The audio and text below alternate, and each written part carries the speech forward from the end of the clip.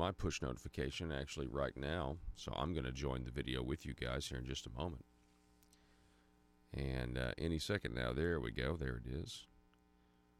We got a good show for you today. I mean, it's not like I'm going to come on and tell you we have a bad show.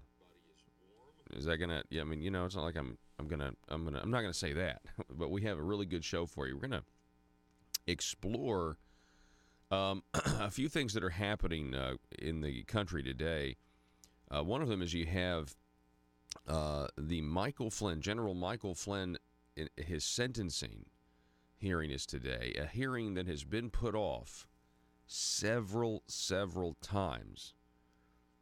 And yesterday, the 302 file, which is something the FBI compiles after they've interviewed somebody, which was actually compiled 7 or 8 days after the interview where Michael Flynn allegedly lied to the FBI, of course, he pled guilty to it. And a lot of people said that if you actually read the 302s now, it's starting to think, well, what did he plead guilty to? Well, he pled guilty because a lot of people think he couldn't afford, to squander his wealth on something and ruin his family. And he pled guilty to something just so he could, so his family wouldn't go bankrupt, so he wouldn't lose his house. It's absolutely amazing when you think about it.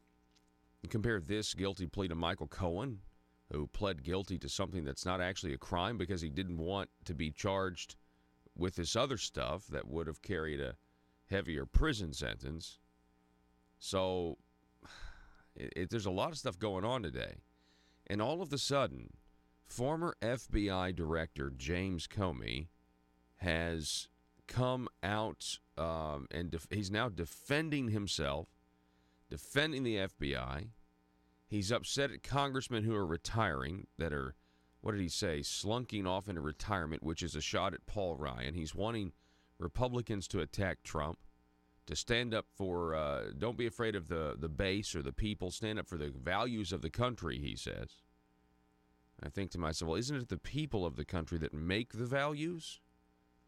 And aren't those people rejecting the values of James Comey, who is clearly responsible for the reputation of the FBI, the current standing that it is? Of course, he denies that. I'm going to have all that for you next.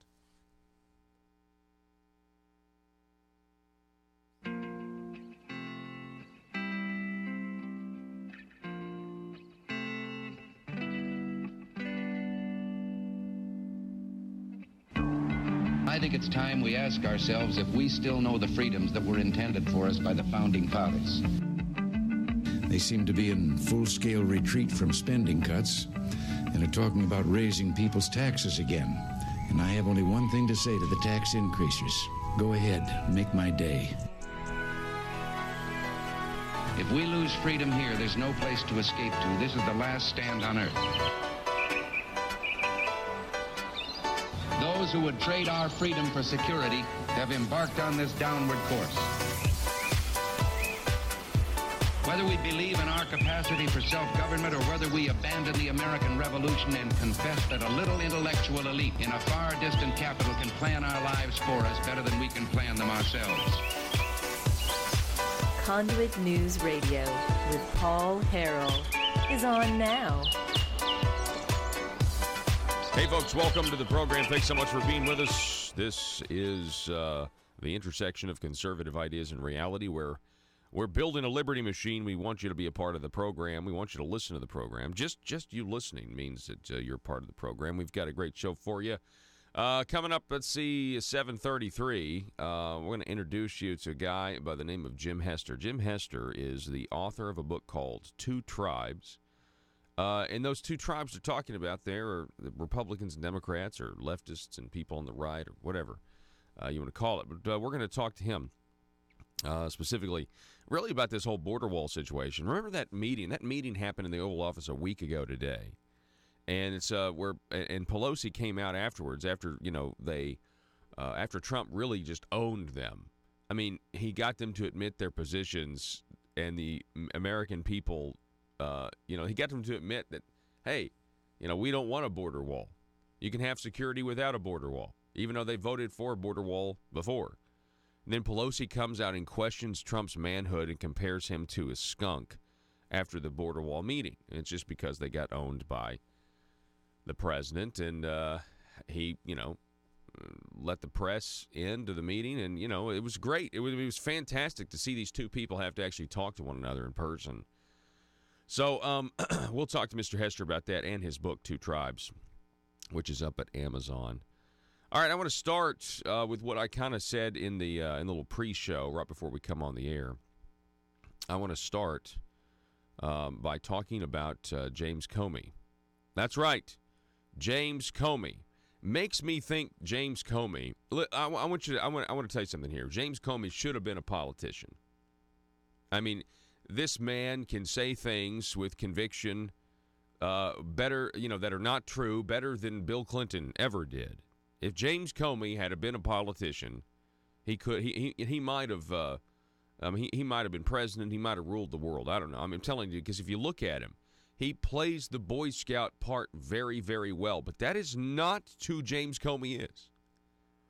And there is a mountain of evidence stacking up against him. And he has now, in recent weeks, not once but twice, testified on the Hill before the House. Now, the first time, he was so upset that he tried to file a lawsuit and challenge the subpoena power. A man who just tried to challenge the subpoena power of the legislative branch of the United States government now says he's standing up, or someone needs to stand up, for the integrity of the FBI because President Trump is responsible. Let's go to the cut. When James Comey was asked if he's responsible for the reputation of the FBI, the current state that it's in, which is one where we don't have a lot of confidence, because it appears that the FBI is not monolithic. It appears that we have people within the FBI who are taking political sides. Listen to what he said here. Last year, do you share any of the responsibility for that? No. The FBI's reputation has taken a big hit because the President of the United States, with his acolytes, has lied about it constantly. And in the face of those lies, a whole lot of good people who watch your network believe that nonsense. That's a tragedy. That will be undone eventually. Stop. Now, first of all, that will be undone eventually. How? How's it going to be undone eventually, James? You got any plans? You and your pal James Clapper got any plans on how that's going to be undone eventually? What about John Brennan? You guys have any plans about how it's going to be undone eventually? I'm just curious. That's a very curious statement. You say that with certainty. Maybe it'll be undone when you get charged with something. You get treated the way Michael Flynn was treated. By the way, whose sentencing is today. I don't know. This is just, it's weird that he's coming out so forcefully. He's been forceful on Twitter, but I'm telling you, this lasted, for another 3.5 minutes here. Interesting. I'm not responsible. That's not true. You are responsible for even if you take all of the corruption in the FBI and the DOJ that we are learning, even if you take that out of the news, and all you do is go back to 2016. Here's a guy who comes out and he basically indicts Hillary Clinton, but then says no reasonable prosecutor would indict her. He changes gross negligence for extreme carelessness or whatever, right? Extremely careless, which is the same thing as grossly negligent, but gross negligence is actually a crime. So, all right, so those of us who are on the right in this country, or those of us who are in the middle in this country, we're like, oh my goodness, why did James Comey do that? Right? Why didn't you actually charge this woman? Okay? And some people thought maybe, well, he was doing this because, but no, he was doing this to basically get it out of the way. It was in July of 2016. People on the right were upset. Then you have, right before the election, 2 weeks before the election, he comes out again and he says Hillary Clinton's back under investigation because we found some more emails. And everyone on the left is like, oh. Whether you're a Republican or Democrat, right? The people on the right think that James Comey basically, wrote. We know now that James Comey wrote the exoneration letter for Hillary Clinton before they even interviewed her. So if you're on the right, you don't have confidence in the FBI. And if you're on the left, a lot of people on the left blame James Comey for Hillary Clinton losing. And I know that's preposterous. She's the worst presidential candidate of all time. But they do. I guess I think the loss of confidence in the FBI when it comes to James Comey is pretty bipartisan. I don't know about you, but I think it's pretty bipartisan. I know people feel differently now. Leftists love the FBI now because they're going after Trump. Keep going here. It has nothing to do with me. When did you first learn about the Steele dossier? Sometime in September, I think. Could have been October. I think it was September of 2016. Dr. Comey, what can be done to fix it about the way the public is seeing the FBI and what the president is saying? People who know better, including Republican members of this body, have to have the courage to stand up and speak the truth, not be cowed by mean tweets or fear of their base. There is a truth, and they're not telling it. Their silence is shameful. Yes, of the Republicans who are remaining in the House next session, do you see any taking that mantle, coming up and defending the FBI, taking on the president? Not yet. To my view, to their everlasting shame, I hope they'll overcome that. Wait a realize second. someday they got to explain to their grandchildren what they did today. Stop for a second. Stop. They are trying to get to the bottom of James Comey leaking classified intelligence or classified memos that he was keeping on the president to his friend who then leaked them to the press. Okay? That's what they're trying to get to the bottom of, James, because it appears like you guys were part of a conspiracy to make sure President Trump never was the president. Or if he was the president, there was an insurance policy to make sure you would do exactly what you're doing now. And there's another, there's another party or there are these committees that are investigating you now. I mean, at this point, it is of no wonder why the president had to fire you. He had to fire James Comey. Keep going. Keep going. Listen. Now, hang on. Stop. Stop. I want you to understand something here. It's a big deal that he's doing this. And he's actually terrified. James Comey is scared. And he is attacking because he now needs to fight this in the court of public opinion. And so that's why he's doing this. This is essentially his opening argument of defense for what's coming for James Comey, in my opinion. This is just speculation on my part, but here's the opening argument for why James Comey's not guilty in a court of law, in my opinion. Continue. Him or me? Well, him. That was kind of a vague. Okay. And then you. in recent days, the way that the Flynn investigation has been, interview has been carried out has come under a lot of criticism. In your view, should that have been handled any differently? And how do you defend it from the criticism that this interview didn't happen? Think of what's happened to the Republican Party. They're up here attacking the FBI's investigation of a guy who pled guilty to lying to the FBI. He should have been warned you shouldn't lie. He should have been told you can have a lawyer.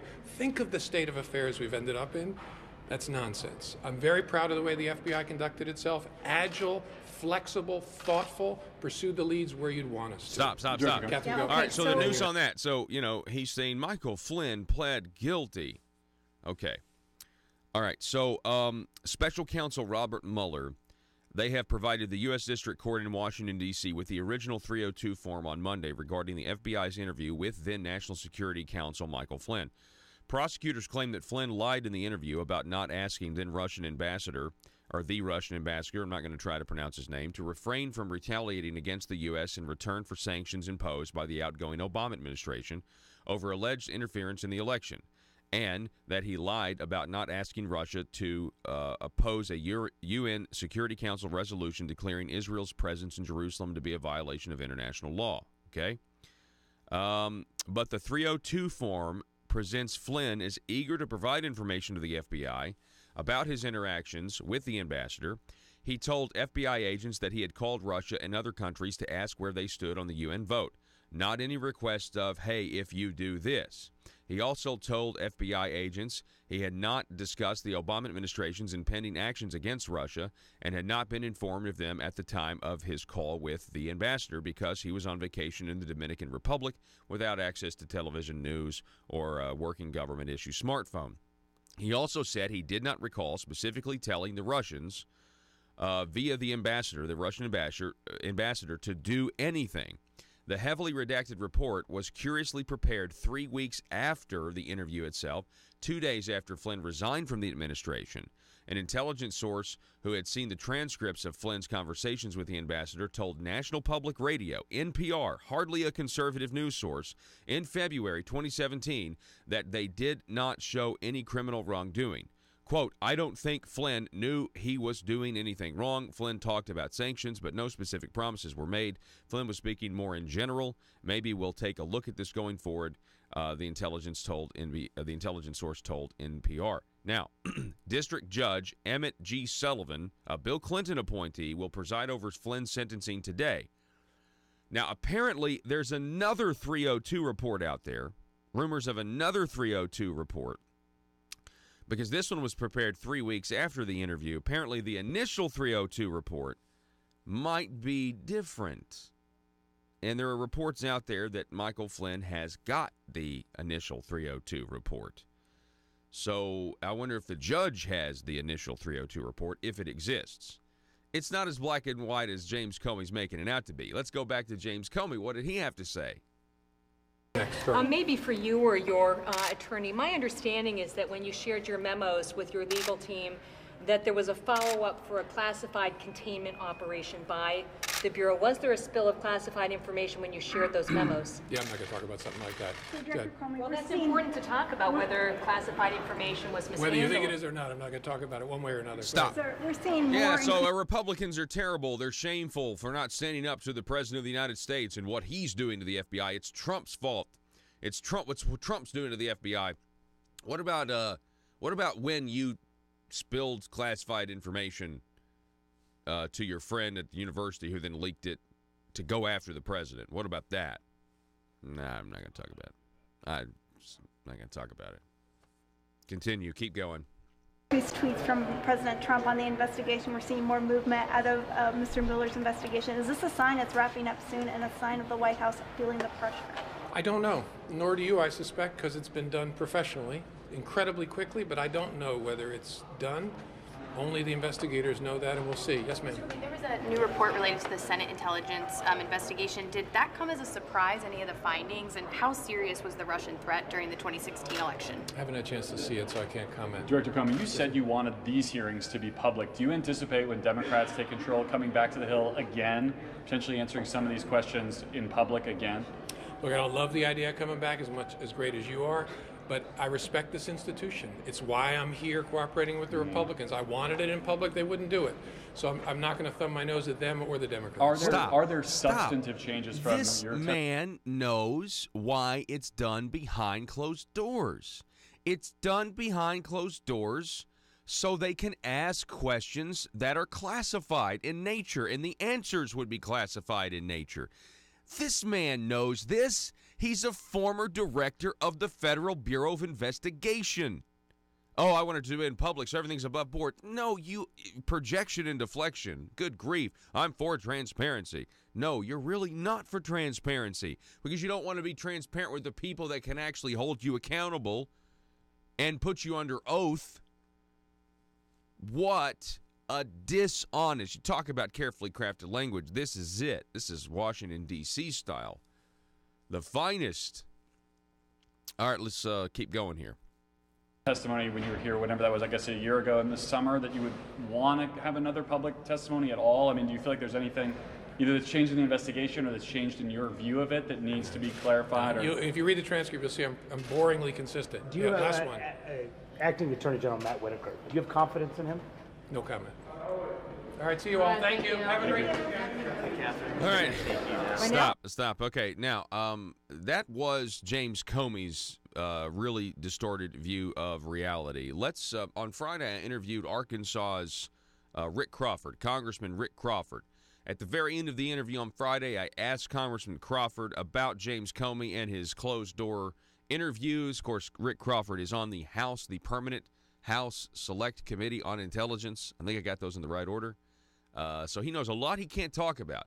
But this is what Congressman Rick Crawford said on Friday about James Comey.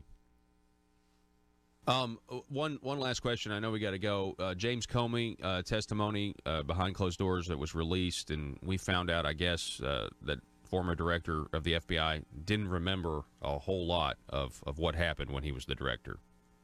Mm-hmm. Well, you know, you and I go back a long way on this issue, and we talked about this back in when he came out and made the announcement about the Hillary campaign. He made the statement that in this environment, no prosecutor would bring charges against Hillary. Well, I told you then I wanted to give him the benefit of the doubt. I've done that, and I can see now that, I mean, I reserved judgment at that point in time. That's been over 2 years ago, I guess now. I reserved judgment, and since I've been on the Intelligence Committee, I've seen him for what he really is. And he has got a serious problem. And I don't know what his game is, but I can tell you what it's not. It's not about the truth. This guy has lied. He's lied to us in front of our committee. He's lied to the American people, and he's continuing to do it. This is not the Boy Scout that he purported to be. And he's got some serious problems. I don't know what his long game is, but I can tell you right now he is completely compromised and conflicted, and I have no regard for him. Stop. All right, that was Congressman Rick Crawford on Friday. Now, I mean, that's some very strong, concise, opinions there in direct but you saw when Rick Crawford just said, I don't know what kind of game he's playing. You just saw the game. That's what he did yesterday. James Comey has now decided that he's got to fight this in the court of public opinion because there's something's about to give, and it's not going to be good for James Comey. We've got to take a break. Back in a moment.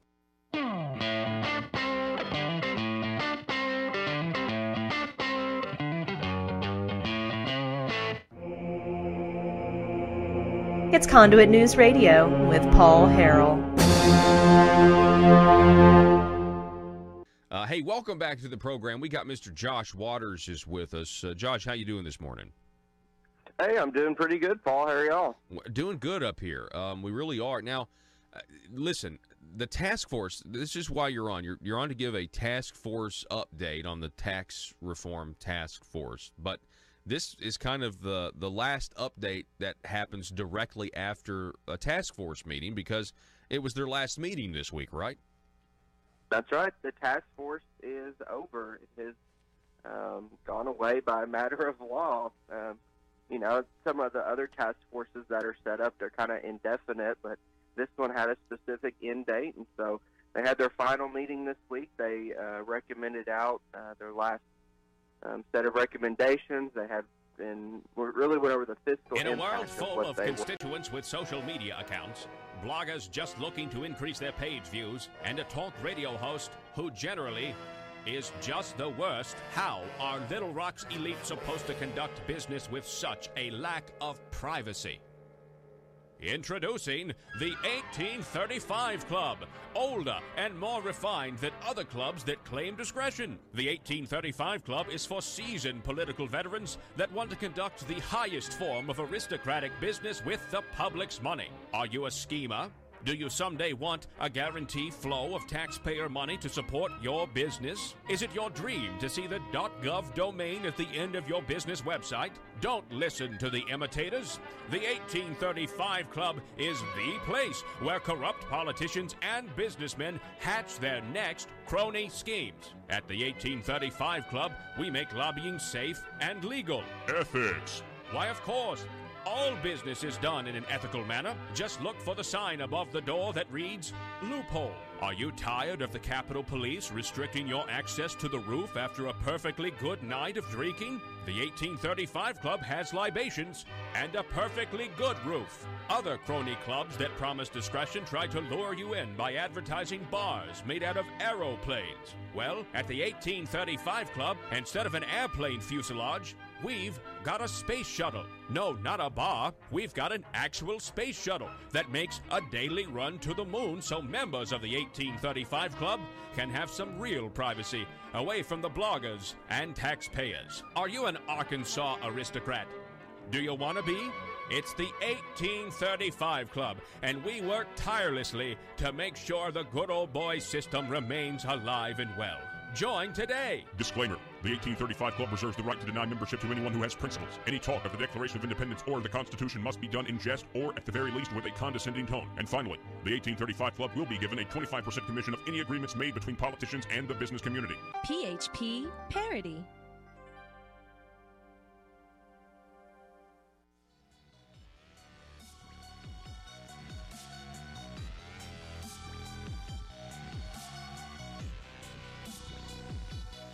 Need your daily news fix? Don't forget to tune in to Conduit News Radio with Paul Harrell. Pakistan has sentenced 2 Christians to death for blasphemy. This is Thomas Williams over at Breitbart. The 2 brothers, they are accused in 2011 of posting material offensive to Islam on their website and subsequently sent to the Jailoom prison in Lahore in 2015. Their names are Khazar and Amun Ayub. That's how I'm going to pronounce the name. Khazar testified that he had shut down the offending website in 2009, but that a Muslim acquaintance of his had resurrected the site, keeping the copyright in Khazar's name. On December 13th, the judge heard the case in the prison for security reasons and declared the brothers guilty and sentenced them both to death. The men are both married, and Khazar is the father of 3 children. The Center for Legal Aid, Assistance, and Settlements, an interfaith organization that offers free support to victims of religious intolerance, is representing Khazar and Ayub and announced that it will appeal the sentence in the Lahore High Court as soon as possible. Khazar's brother Amun is represented by the Pakistan office of the American Center of Law and Justice. Anyway, it's an absolute terrible thing that this is. This is what inequality actually looks like, folks. What we claim inequality is over here is not what actual inequality is when people are being sentenced to death because they're Christians. We got to take a break. Back in just a moment.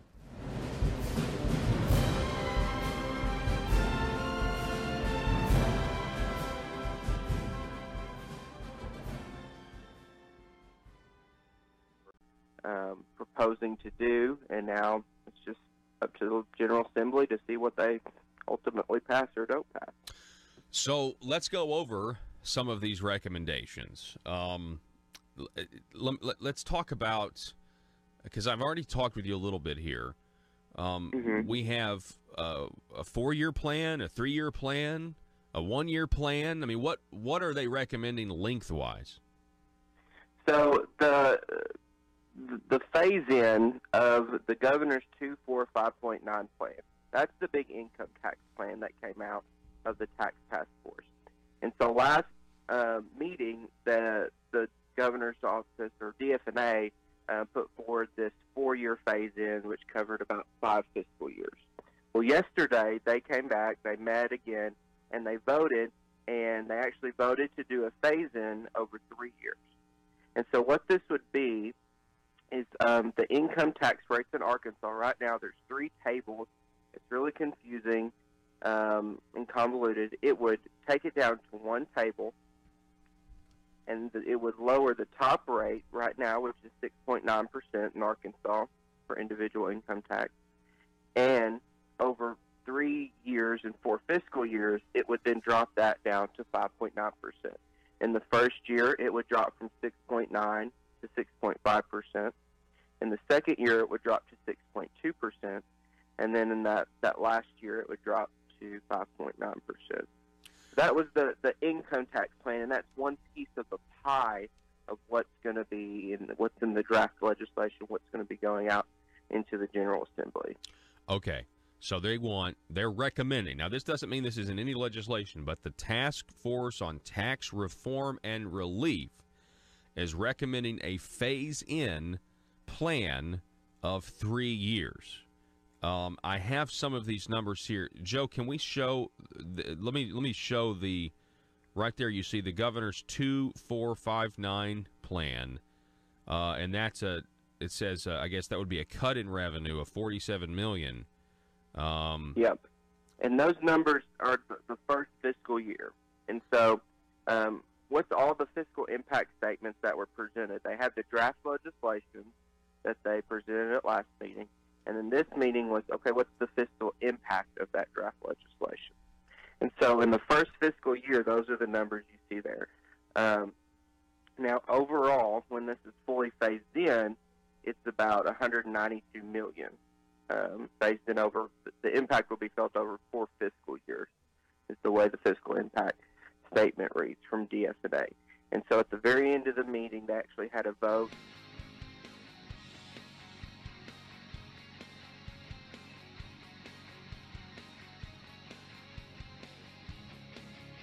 The intersection of conservative ideas and reality. Conduit News Radio with Paul Harrell.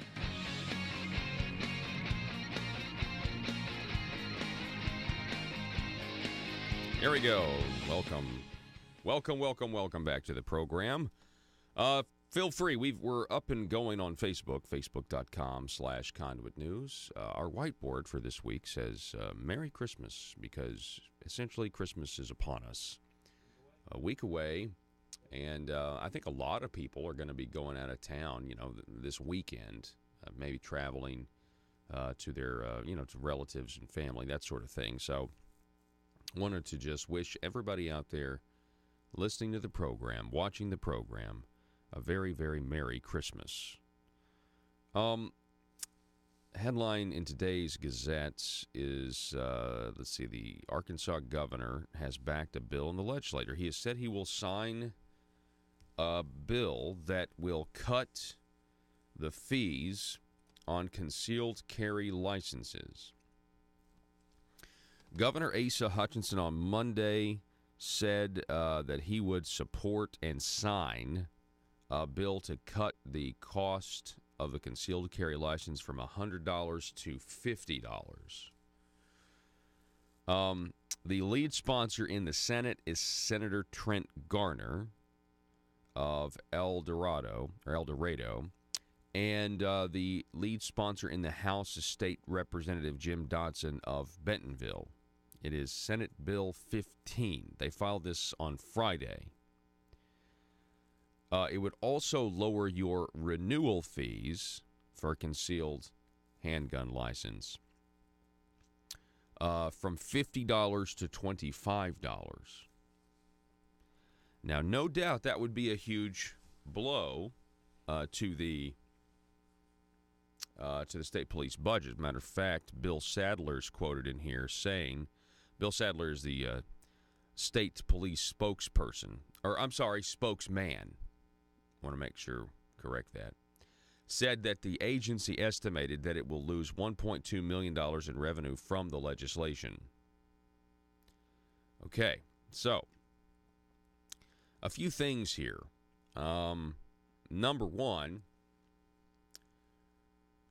I think this is positive in terms of a concealed handgun license. I mean, the only use you have for it at this point, as far as I'm concerned, as far as the law is concerned, as far as the circuit court judge is concerned, the only use, because we have constitutional carry, is if you need this CCL to travel to other states for reciprocity purposes. Now, the Gazette reports here that similar legislation, I want to cite the author here. Who wrote this? This is John Moritz over at the Gazette. They're saying that similar legislation was filed during the last session when it included an additional provision to create a lifetime concealed carry license. Now, we've addressed on this program, well, that's a bad idea. If you create a lifetime concealed carry license, then other states won't recognize it because it's a lifetime thing, and this idea of checking in with the government every so often to make sure you still know how to use a gun and all this other stuff. But it ends up really just being a big money-grabbing scheme. I think this is positive. It's less money, right, in this particular instance. Now, coming up at 7:05, we're going to talk about, once again, the definition of a tax cut and the definition of a tax increase. But, this sounds good. Now, I would like a step further, actually, and it'd be nice if our leaders would come out and say that we have constitutional carry and explain to everybody the benefits of a concealed carry license are only so that you can travel outside of the state. I wish we had people that said that your freedoms, that because of Act 746, we now have one of the biggest transfers of freedom from the government to the people, back to the people. It's a huge leap. That's why you hear me talk about it all the time, because it's an example of freedom being returned back to the people. And it's a big deal, especially in a day and age where a lot of people are very, very vocal, or you might even say a few people are very, very vocal about how much they hate the fact that you can own a gun to protect yourself, to protect your things, to protect your family. A lot of people have a problem with that in this country today. That's why it was such a huge deal back in 2013. The Arkansas State Police, though, are the ones who really need to recognize constitutional carry, and they don't need to see it. And I'm trying to be constructive here because this is an actual constructive idea.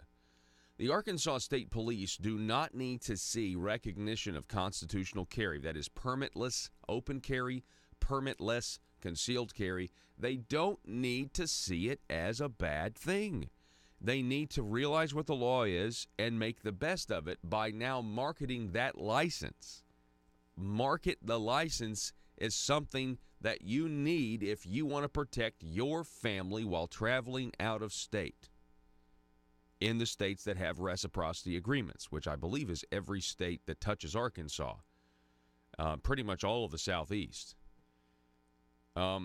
So that, to me, is the only way forward now, given what the law says, given what the circuit court judge has said, given how the prosecutors drop cases or lose them when they try to implement the old interpretation of the gun statutes here in Arkansas. So anyway, that's a bill the governor says he will sign, which would again reduce the fees from $100 to $50 and from $50 to $25 when you get a concealed carry license. Okay. Did you see this? Devin Nunes, and I've been following Devin Nunes well before he came to Arkansas earlier this year, as well as afterwards. Specifically because what he told me, and I'll get to that here in a moment. Well, actually, let's get to that first. Here's the relevant portion. Joe, go ahead. This is my interview with Devin Nunes. What date was this? Can you give me the date? When was this uploaded? The 11th of what? September the 11th. So on September 11th of this year, I sat down with Devin Nunes, who was at an event for Congressman Rick Crawford, and this is what he said. Listen. Do you think or believe the American people will ever see the full FISA documents and applications for themselves? Will those ever be declassified? I do. I believe that they will. Wow. I do. Ultimately, I believe they will, and I think people will be surprised at what's there. You recently made a trip to London. The media, I read some reports about that. They seem to think it was unfruitful and everything else. Was it unfruitful? Yeah, well, first of all, this is what I typically deal with. I'm attacked by the left on a daily basis with totally preposterous stories that are outrageous, just total lies. So I was coming back from the Middle East and Eastern Europe, stopped in London. We stopped and went to some of our military facilities that are out there about a couple hours outside of London. I had time for basically one meeting. Had a meeting with the Deputy National Security Advisor for the British government, which I was very proud, very happy to meet with him. And the next morning I left. So I was in London for a total of 14 hours.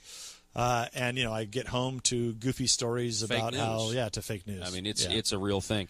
It's what we have to deal with on a daily basis. All right, stop. I will tell you this. So this was I wanted to leave that last part in there because that's exactly right. It was ridiculous. It seems like the media was actually very, very worried that Devin Nunes, with the information that he has as the chair of the House Intelligence Committee, was going over to talk with folks over across the pond in Great Britain. Now, I alluded to this a little bit earlier.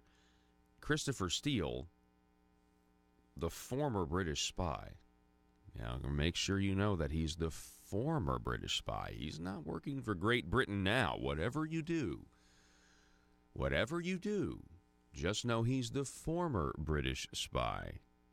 You know, if he was a active British spy working for Hillary, working for the DNC to produce a phony dossier that would then be used to deceive our own FISA courts that weren't told that Hillary Clinton and the DNC paid for this whole process to occur.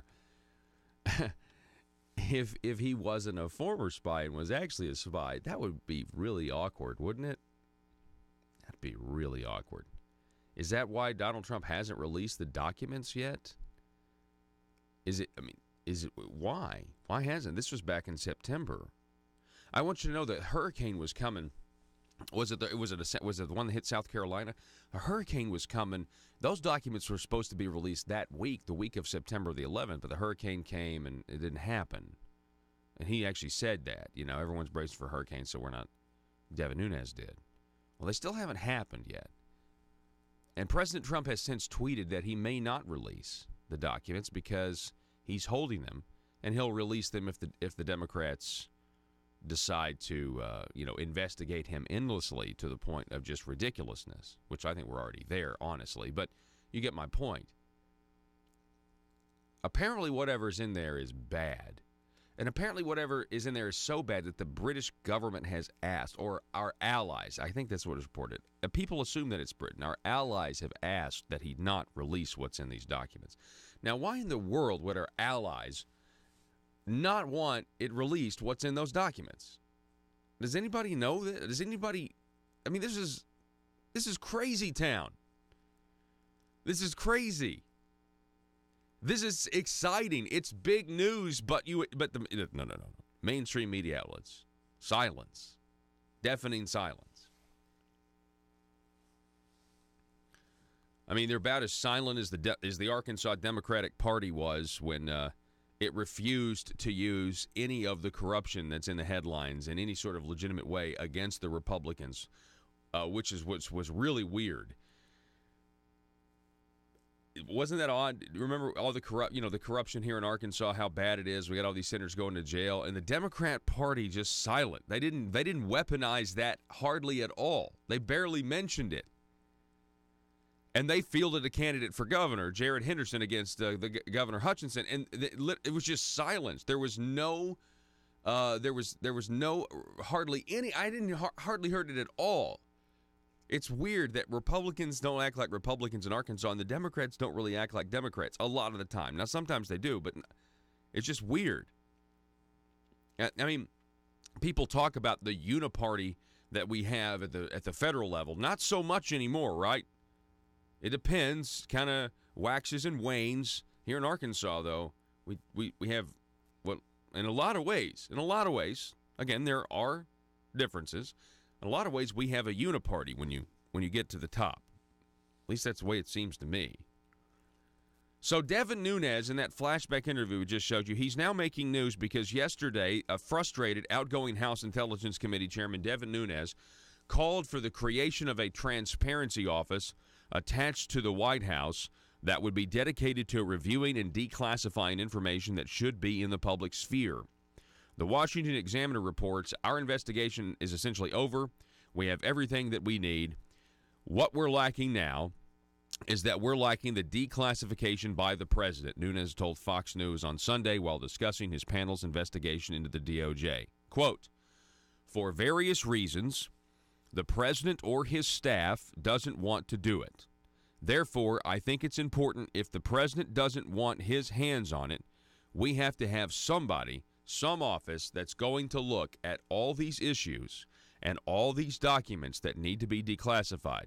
I'm going to be working with my colleagues to work on and send some example over to the president of a transparency type of office so that the Congress, the American people, others can put in requests of documents or issues they want declassified. That way the president doesn't have to take this full burden on, and the Congress has somewhere we can go to try to avoid the swamp creatures from getting involved and ensuring that the American people are kept in the dark. Okay, it's Devin Nunes. Can you imagine? Can you imagine the level of frustration? I mean, I'm frustrated, and all I have to go on are kind of basically context clues to figure out what's going on, what they really, really know, what the Republican House Intel Committee actually discovered, what was actually in those documents, the FISA submissions and everything else, what they actually know. And I promise you, they have a crystal clear picture of what actually went on. Can you imagine the frustration of Devin Nunes? And also, Congressman Rick Crawford. Can you imagine the stuff that they know that they can't say because it's classified, but they keep saying the American people need to know these things? There's a way to declassify and also protect sources and methods. But they have to know what's in these documents. And we don't have them yet. And, President Trump has said he doesn't want to release them. Maybe he will. Maybe he'll wait and do it and, use it as an actual card and saying, listen, you don't want me to declassify this stuff. Now, I actually would much rather, and I get it. Look, President Trump is a deal maker. You know what I mean? And he's certainly a guy that keeps his cards close and plays them when he has to. And when he plays them, he plays them. And he it's like getting hit with a left hook. But, it's disappointing. Now, listen, I'm. The decisions are way above my pay grade, but it is disappointing. For me, somebody who is, I'm a talk radio host, obviously, it'd be great content for the show, but just as somebody who wants to know as an American, just for the sake of transparency, I'd rather not play games. I'd rather just let us see what you got, I'd rather see it. I think that's the better thing to do. But I'm not the president of the United States, so, what do I know? Folks, the telephone number is 870-275-9799. When we come back, I want to talk about $1 billion. I want to talk about $1 billion. The government may shut down on Friday, and I'm going to give you 5 billion reasons why in just a moment.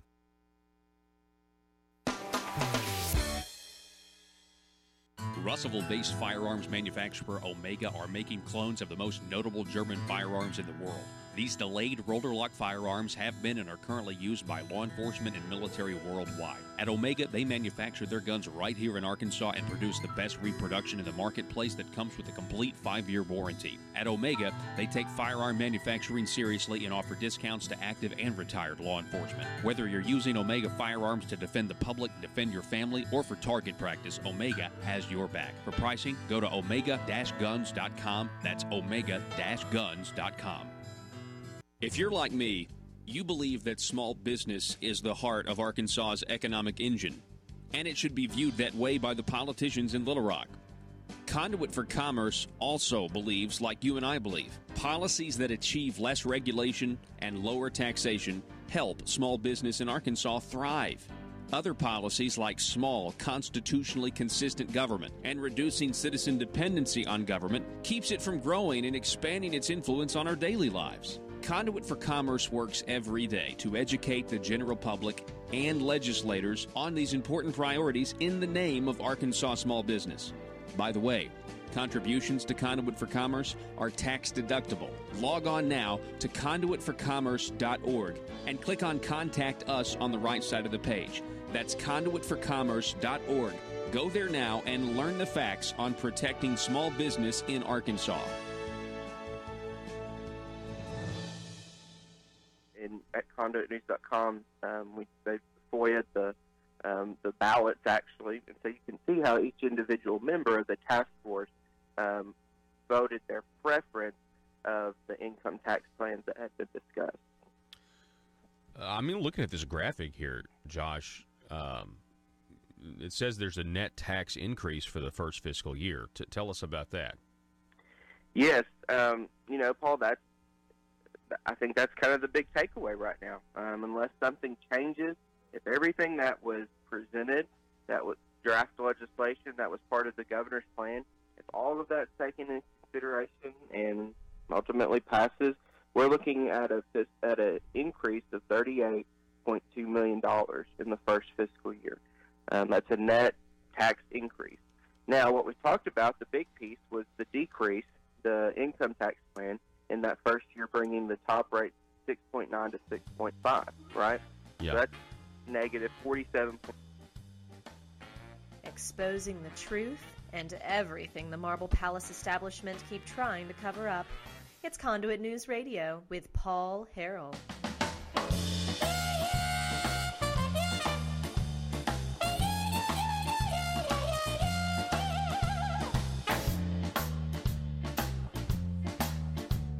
Coming up at the bottom of the next hour, we're going to be talking with Mr. Jim Hester. Jim Hester is the author of a book called Two Tribes, Rebuilding Team America in a Post-Truth World. Rebuilding Team America in a Post-Truth World. I'm most interested about the post-truth world part, because that is a isn't that a true statement? Are we in a post-truth world? I mean,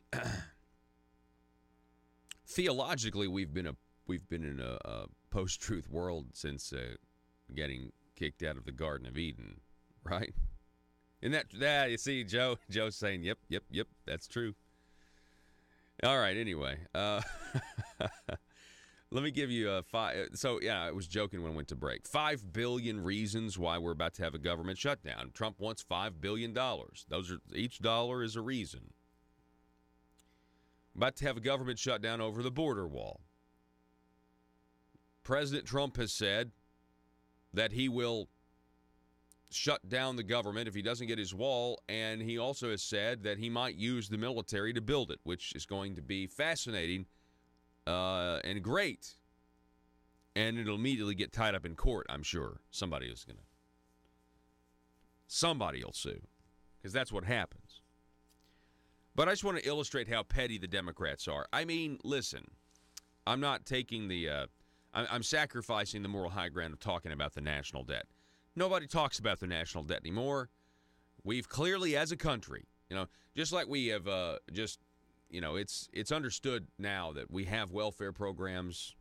It is, you can't even argue. Social Security, of course, people, Social Security, not a welfare program. I paid my Social Security. I get it. Calm down. But, these non-discretionary spending, Medicaid, Medicare, okay, those programs, you've just got to have them. You got to keep them.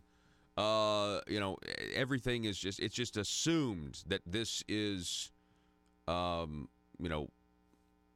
status quo from now on, even though I may not like it. That's exactly how the debt is at this point. I think as a country, nationally, we've just said, okay, well, we've spent $20 trillion. Nothing bad's happened yet.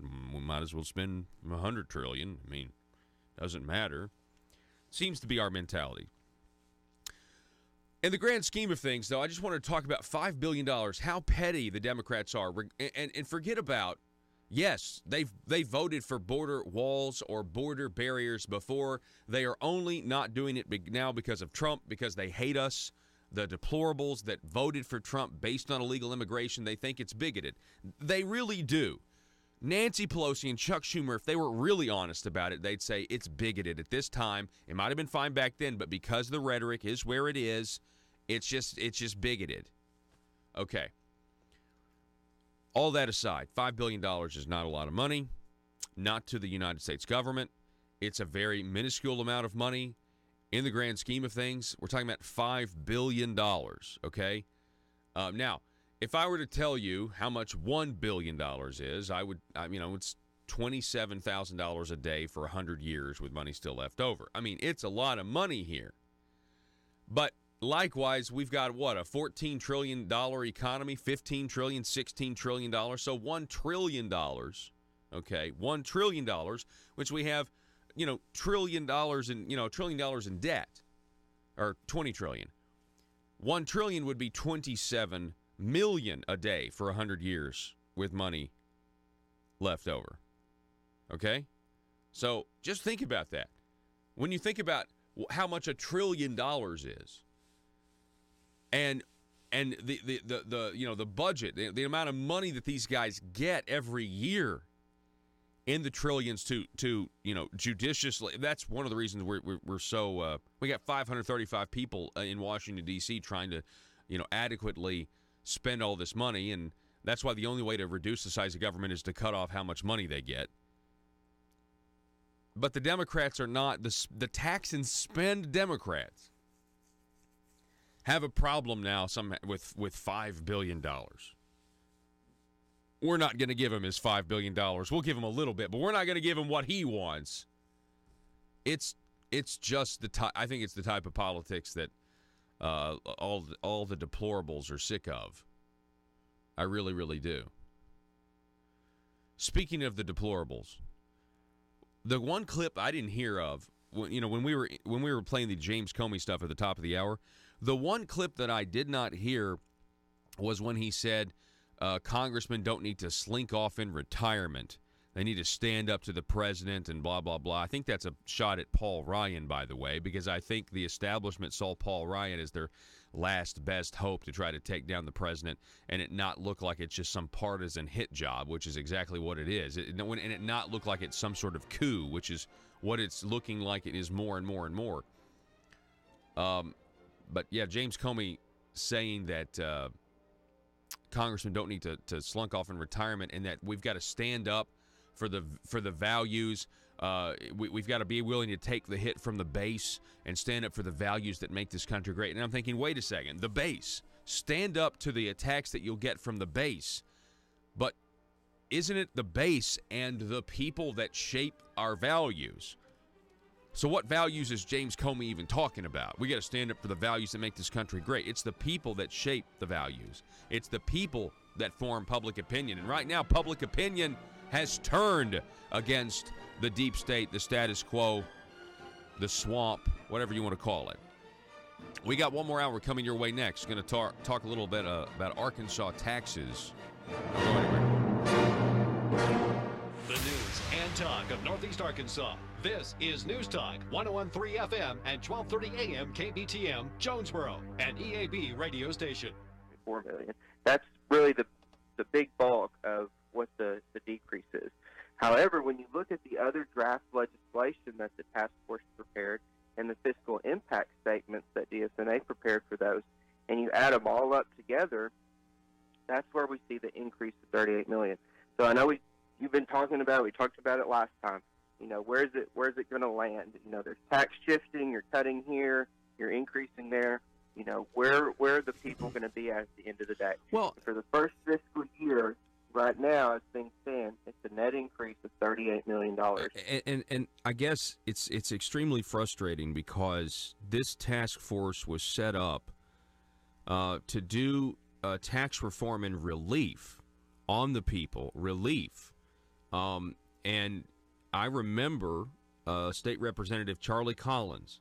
I remember Senator Bart Hester. They wanted to go ahead and do this 2 years ago.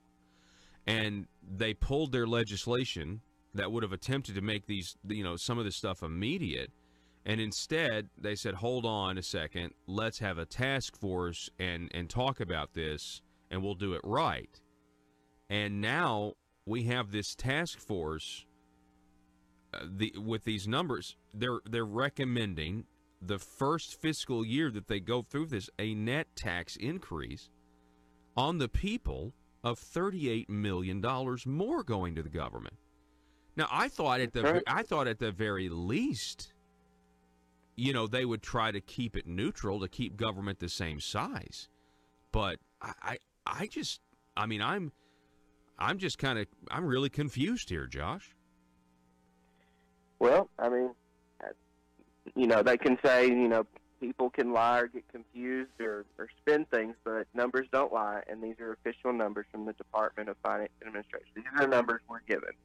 And when you add them up, you take the increases with the decreases, that's what we get. Now, I want to put a caveat on there because, like I said, there's a phase-in of this income tax proposal. And so in fiscal year 2021, the income tax reduction would be $71.8 million. But Paul, even then, the way they've structured some of these others, so take, for example, the indexing of the motor fuel tax. In the first year, that's an $11 million increase. Well, by fiscal year 2021, that's a $22 million increase. And then fiscal year 2022, it's $32 million. So even when we look at future years, some of these, impact statements didn't give, impacts for fiscal year 2021. But we know, if you're raising the internet sales tax now, okay, it's $32 million, and then next year they say $35 million, then there were no more estimates given. But if you extrapolate that out and you continue to do the increases with the decreases, you're seeing, until several years down the road as certain triggers are met, you're seeing a lot of tax shifting and not a lot of tax relief. Okay, so how many, according to their plan, if we do what they recommend, how many years does it take for the government to get less money? Does that ever happen? Yes. By the time the full phase-in of what they're calling phase 3 of this overall tax reform plan, this would be things like eliminating the throwback rule, implementing the single sales factor apportionment, cutting the corporate income tax. But that would be 2022, you're saying? Yes. Well, the first one of those, the first fiscal impact of those is felt in 2023. And then the last one that they've impacted is fiscal year 2032 for the net operating loss carry forward provision. Now, Paul, we've got to put a caveat on those too, because the way they've drafted this legislation is those last two I mentioned there that are the bigger ticket items when it comes to less money going to the government, they have put some conditions on those. And the conditions are, one, that the net revenue coming in from income taxes has to go up 2%, multiplied out by the number of years and compare it back to the baseline year. Oh, my gosh. And the long-term reserve fund has to have as much money. And so really there's lots of things that can happen between now and when these economic downturn, yeah. I mean, I was just talking to somebody the other day when we've had 9 years of a bull market. I mean, that didn't happen very often. Okay, so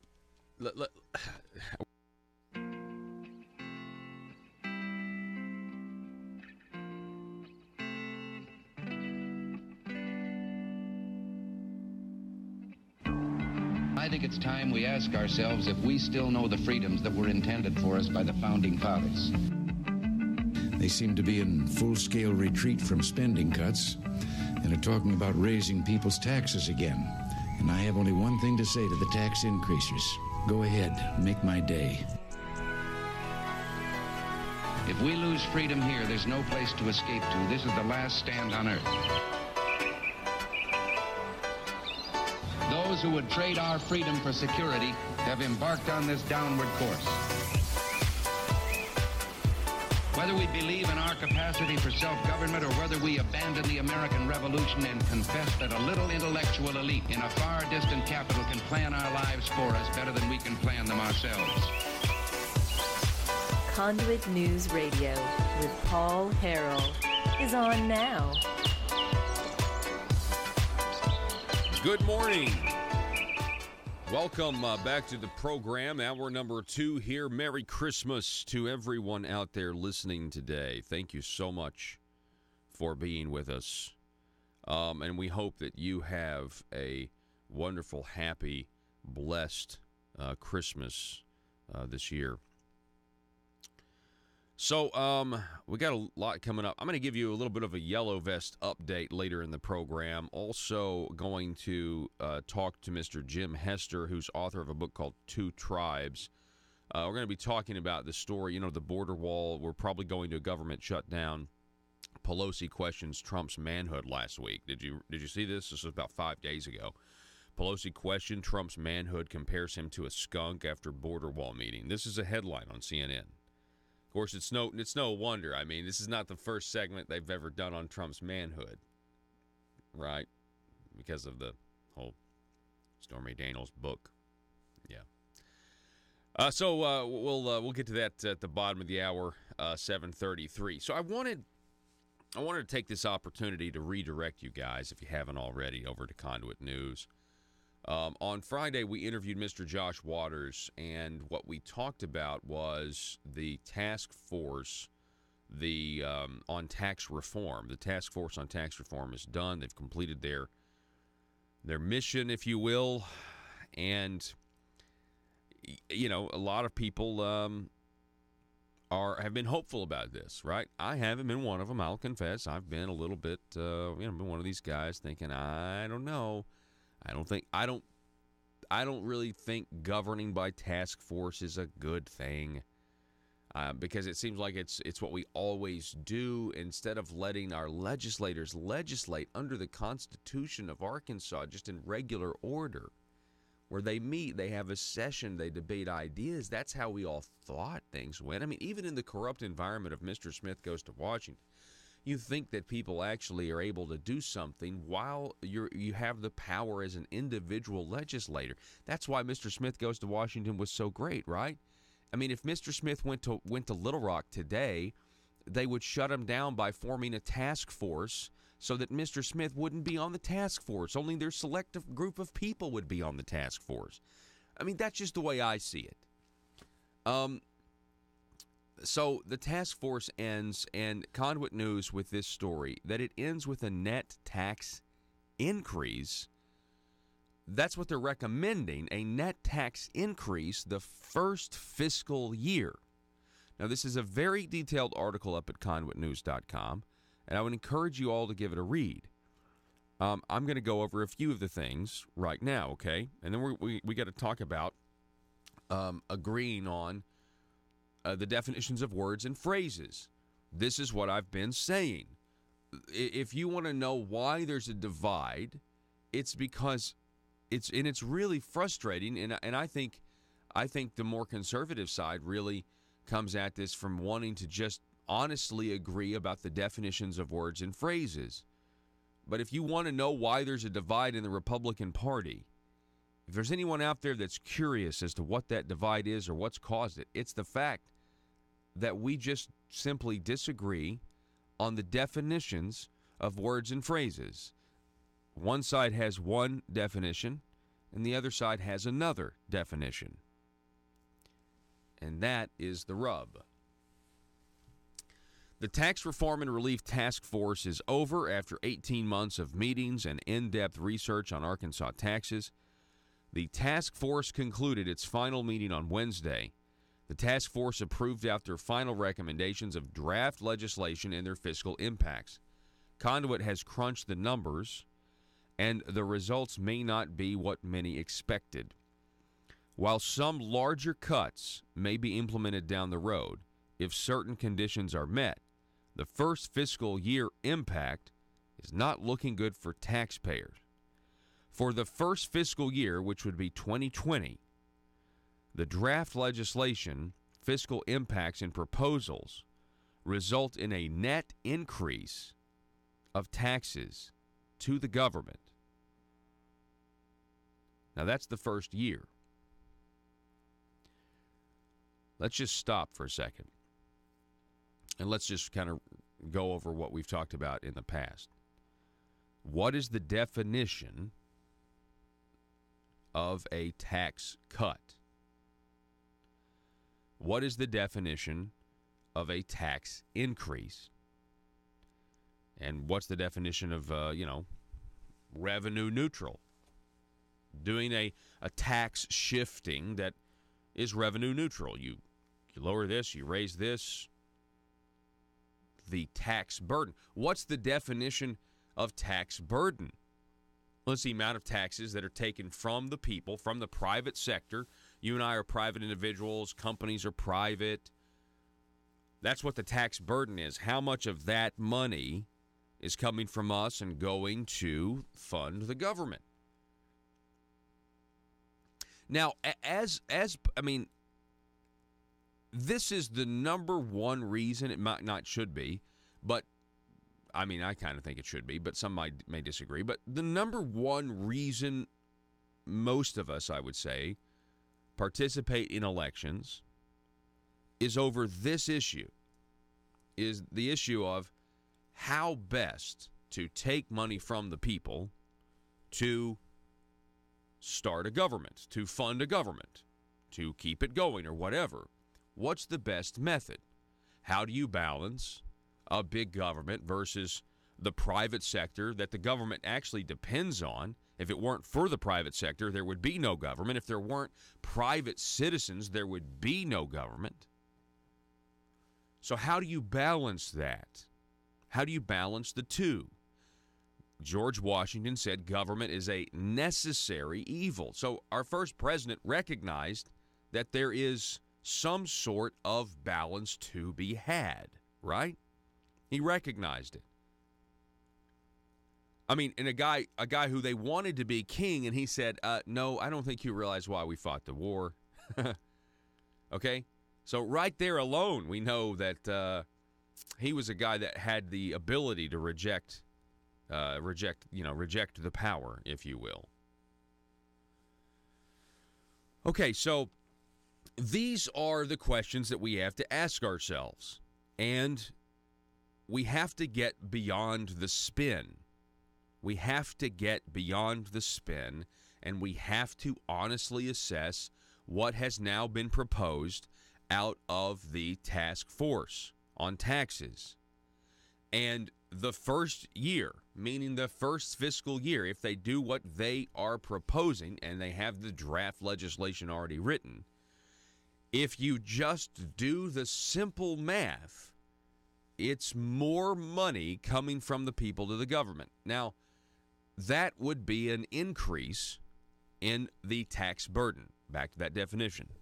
The tax burden on the people is now higher. Now, I know for some of you out there listening, you're probably pretty frustrated that I am going over this, in such a elementary style manner. But I really feel the need to be as clear as we possibly can here, because anytime you tell the people facts that go against the spin and the narrative, because I guess I just don't think that anybody who is at the top, in the establishment that are responsible for the outcomes of their plans to hatch these task forces, I just don't think they are ever going to admit that it is a tax increase in the first year. And the reason they won't is because there is a tax cut within the tax increases. It's a net tax increase, though. But because the governor and the task force are proposing an income tax cut, that's what it is, right? Hey, we're proposing an income tax cut. And technically, just if you only look at the income tax, that's true. But if you look at the tax burden, and if you understand that the task force had the word relief in the title of the tax force, or task force on tax reform and relief, I think is what it was. Then you realize that what they've recommended for the first year, the first fiscal year, now they claim eventually it'll go down. But the first year, it's like, well, we got to grow government and it'll shrink later, we promise. And that never happens, number one. Number two, you cannot bind future legislators. There is nothing that you can do to keep future legislatures coming back in the next session and undoing what they've done and doing something different.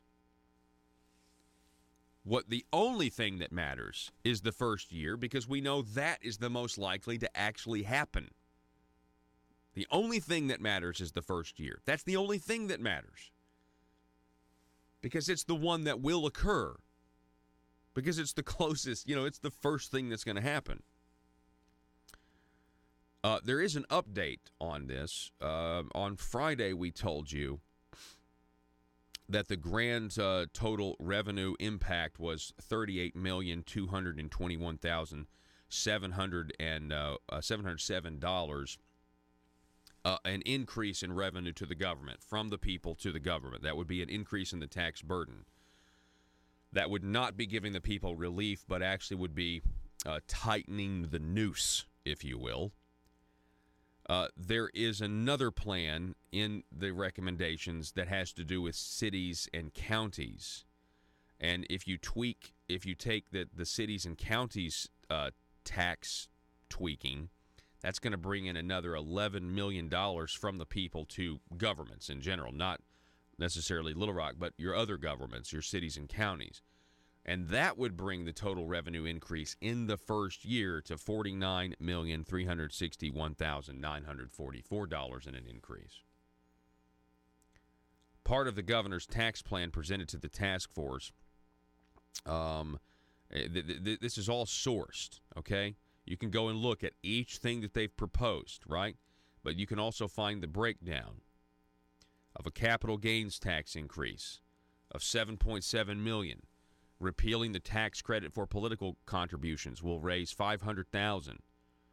A pass-through entity tax with corresponding credit, that says it's zero impact either way. New fees on electric hybrid alternative fuel vehicles, $600,000. A motor fuel indexing tax, $11 million. The Tax Reform Act would be a decrease in revenue of $1.4 million. The governor's 2459 income tax plan, a phase-in of 3 years, would in the first year would decrease the revenue to the government by $47 million, right? So you think $47 million. That sounds good, right? Sounds like a income tax cut plan, right? But then you get an internet sales tax of $32 million. Then you get the conformity with federal tax laws that are the increases, not the decreases, but the increases. That's $28 million. Then the removal of the sales tax exemption on magazine subscriptions, $2 million increase. Premium tax credit adjustments, $3.5 million. And then again, the cities and counties, $11 million. That's a total government revenue increase in the first fiscal year. And this is the recommendation. They are recommending a $49,361,944 tax increase on the people in the first fiscal year. This is not in dispute. These are their own numbers, and you can do this with a calculator. All you have to do is add and subtract, but mostly add. Mostly add. You don't have to subtract as much. So, it is what it is. I'm disappointed, but the only thing that we can do, folks, is we can just tell people the truth. And that's what I am privileged. I'm privileged to stand here behind this microphone and tell you the truth about what your government's doing. And so far, that's what we can report. Conduit News can report a $49 million increase in the tax burden in the first fiscal year. That's what they've recommended. Now, it hasn't become law yet. It hasn't been put in committee yet. They have filed the bill, but so far, that's where we are. And we'll see what they do with the task force's recommendations. We'll see what the House does with this. We'll see if legislators think that this is a good idea, meaning legislators that aren't on the task force. Obviously, the ones who are on the task force do think it's a good idea. But we'll see what happens when it goes before the whole body of the House, or it goes before the committee or the Senate. And let's see where this ends up. It's possible that this gets completely rejected. I want to be clear here. It's possible that the full body of the House says we're not going to increase the tax burden on the people at all. We can't do that. I mean, honestly, at this point, it would be worth just doing nothing at all. You understand? I mean, at this point, if we could just get out of this, if the taxpayers could just get out of the session without any tax plan passing, it might be better on us, than getting it. Yeah, you get an income tax cut, but then they're taking more money from us everywhere else. You know what I'm saying? So there's a lot to think about here, and Conduit News will continue to watch and report on what's going on. This article, if you want to share it with your friends, is up right now over at conduitnews.com. And while you're there, you can also watch us do the program live or look at our archives or whatever else you would like to do. My name is Paul. The telephone number is 870-275-9799, and we'll be back in just a moment.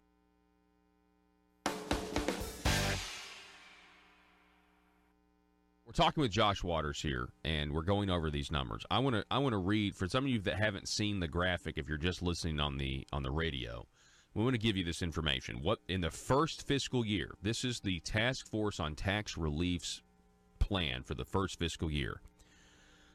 An increase in the capital gains tax, which would bring in $7.7 million. Repeal the tax credit for political contributions, which would bring in to the government $500,000. New fees on electric, hybrid, and alternative fuel vehicles would bring in another $600,000. The motor fuel indexing tax, which would bring in $11.3 million, which again would also guarantee that the tax would go up every year. Essentially, indexing to the price of inflation. As inflation goes up, they're going to keep making more money on gasoline purchases. Let's face it, times are tough for the Arkansas General Assembly. They're all waiting for the spotlight exposing public corruption to end, so they won't be under so much scrutiny. And during this time, what if you're a legislator and you need money? What if you're slapped with a huge expense? What if your check for consultant services is late this month? Or maybe you just need extra cash now until payday. When that happens, you can't wait. Hi, I'm Bobby Blackmail for the Arkansas Intra-Legislator Bank, your trusted source to over 135 lenders to get you short-term cash fast. Use the Arkansas Intra-Legislator Bank today, and you can have up to $12,500 cash in your checking account tomorrow. Dried-up bribes no longer coming from Medicaid entities? Handled. Extra cash until your hopeful acquittal? Done. And you'll be surprised at how easy it is to get extra cash. Just be an elected official and be comfortable with the status quo, and we'll connect you with a fellow legislator who is ready to loan. It's quick and easy. And don't worry if you can't make the payments, because the Arkansas Intra-Legislator Bank is designed to help you get through these tough economic times. There are other ways you can pay off your debt, like by voting the way the establishment wants, or by rewarding some with committee chairmanships. So forget about overdraft fees and the spirit of covetousness that sometimes overwhelms the best of lawmakers. Just remember, the Arkansas Intra-Legislator Bank for short-term cash between colleagues when you need it fast. Some transactions have long-term consequences. Paul Harrell, parody.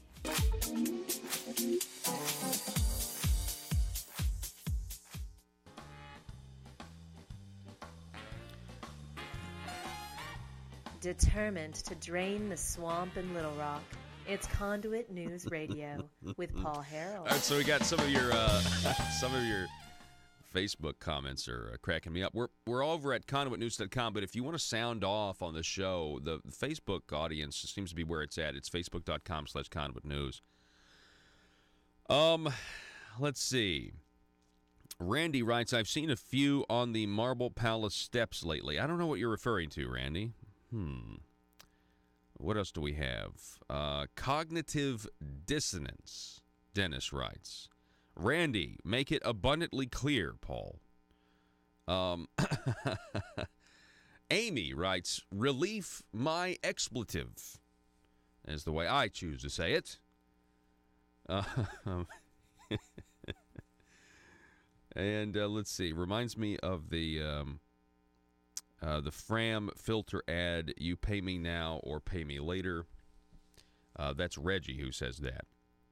Anyway, really appreciate your comments. I enjoy going back and reading them. Sometimes I don't get to them all, but I really do appreciate it. Folks, telephone number 870-275-9799. 9799 if you would like to contribute to the program today. We told you earlier about the plan out there to lower the licensing fees on concealed carry permits. I'm going to probably follow up with that when we talk to Mr. John Calvin Martin with the Patriots of X746 tomorrow at 6:33. We'll ask him about that, and I'm sure his red flag laws. The convicted former judge Mike Maggio, who pled guilty here in Arkansas to taking a $10,000 bribe to lower a nursing home judgment from like $5 million to $3 million. It was a judgment against the nursing home. Mike Maggio has been trying to get out of prison so he can somehow petition to withdraw his guilty plea because he pled guilty to doing all of this. Okay, and he's in jail right now. Apparently, he's got a petition for prison release, and Deborah Shelton over at the Arkansas Democrat-Gazette is reporting, with no explanation, former Judge Michael Maggio, again, who pled guilty to taking a bribe, has asked the federal court to dismiss his own petition seeking to get out of prison while he tries to get his bribery conviction overturned, which is very, very odd. There's a lot of questions surrounding this because it's only in Arkansas can you have a bribee and no briber. I mean, we still haven't, and they named names. I mean, they named names of who they think gave the money in the form of, I think, was it a campaign contribution or something? It seems like I remember hearing. There's so much corruption in Arkansas, I can't keep it straight. But it seems like I remember hearing something about an envelope full of cash, that it was a cash delivery. But I could be wrong about that. That might have been the $17,000 cash they found in lobbyist Milton Russell Rusty Cranford's pocket, along with the revolver, the day after they had him on recording trying to have the witness in New Jersey murdered. Man, nobody talks about that, do they? Nobody wants to talk about how Arkansas is so corrupt, and we had all these Medicaid entities getting so rich and bribing legislators that it got to the point where some guys trying to have a witness that pled guilty murdered because that was it. Then, of course, Milton Russell Crant, I can't even say his name, he ended up pleading guilty after he cooled off in the slammer a little while. And then he turned and implicated the governor's nephew, Jeremy Hutchinson. He's now been indicted, the governor's nephew, Jeremy Hutchinson, Senator Jeremy Hutchinson, but not for the allegations we thought, for campaign finance violations. Then you have the Tax Reform Act. Hey, what's the difference between the Tax Reform Act, Josh, and the governor's plan? Because both of those are in here. The Tax Reform Act would actually be a tax cut on that one thing of $1.4 million. Then the governor's income tax plan in the first year would be a cut of $47 million. What is the Tax Reform Act, though? So the Tax Reform Act is really a hodgepodge, I guess, of 8 different tax proposals. A lot of it is not necessarily a big reduction up or down of revenue, and actually the removal of sales tax on car washes was the decrease there, the $1.4 million. But this would do a couple things. One, it would say, okay, the franchise tax, DF&A is going to take that over. There's a property tax provision in there that says the Assessment Coordination Department, okay, they're going to put out guidelines for counties in determining what properties may be exempt from paying property tax, nonprofits, that kind of a thing. It's going to say they have to report, tax exemption and deductions each year. One thing that's kind of different, too, is there's a couple of provisions throughout all of this that it kind of, switches things up. It removes an exemption or it adjusts the tax, and so that people kind of pay it up front, and then you can come back later and keep all your information and come back and apply for a rebate or a credit. Okay. And so it's kind of a restructuring. So the next one is the governor's 245.9 plan on this list, which is, again, $47 million decrease in the income tax. Now, that's what I think everybody's going to focus on, is that they're recommending a big income tax cut here, another essentially $50 million. But then we get hit with an increase in the internet sales tax that will bring in another $32 million to the state. Then you get hit with the conformity with federal law tax increases.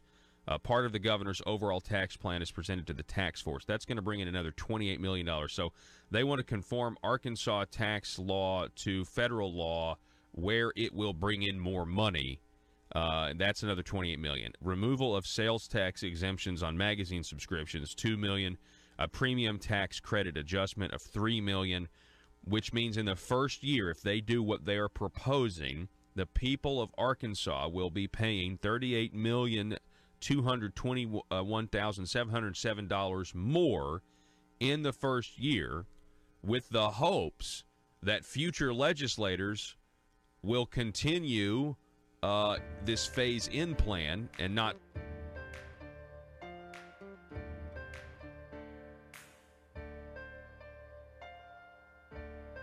Bringing you your daily dose of truth.